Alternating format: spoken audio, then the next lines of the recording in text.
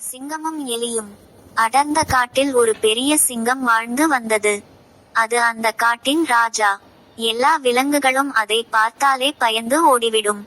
ஒரு மதிய நேரம் சிங்கம் ஒரு பெரிய மரத்தின் கீழ் ஆழ்ந்த தூக்கத்தில் இருந்தது. அப்போது ஒரு சின்ன குட்டி எலி அங்கே ஓடிக்கொண்டே வந்தது. அது விளையாடிக்கொண்டே சிங்கத்தின் முதுகின் மீது ஏறி இறங்கி ஓட ஆரம்பித்தது. திடீரென்று சிங்கம் விழித்துக்கொண்டது.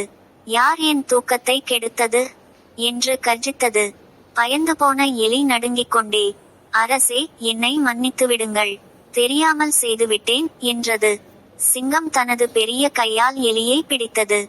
உன்னை நான் இப்போதே சாப்பிடலாம் என்றது. எலி அழ ஆரம்பித்தது. தயவு செய்து என்னை விட்டுவிடுங்கள், ஒரு நாள் நானும் உங்களுக்கு உதவுவேன் என்றது. அதை கேட்ட சிங்கம் சிரித்தது.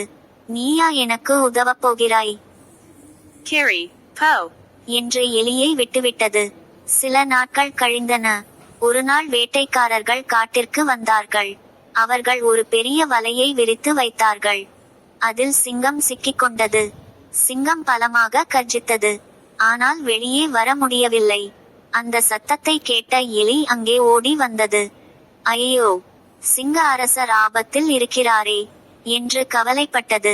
உடனே எலி தனது கூர்மையான பற்களால் வலையை கடிக்க ஆரம்பித்தது. கொஞ்ச நேரத்தில் வலை கிழிந்தது. சிங்கம் வெளியே வந்தது. சிங்கம் மகிழ்ச்சியுடன், சின்னவனாக இருந்தாலும் நீ பெரிய உதவி செய்தாய், நன்றி நண்பா. எலி சிரித்தது. அன்றிலிருந்து இருவரும் நல்ல நண்பர்களாக வாழ்ந்தார்கள். கதை நெறி: சிறியவர்களையும் எப்போதும் குறைத்து மதிக்கக்கூடாது. ஒரு நாள் அவர்கள் பெரிய உதவி செய்யலாம்.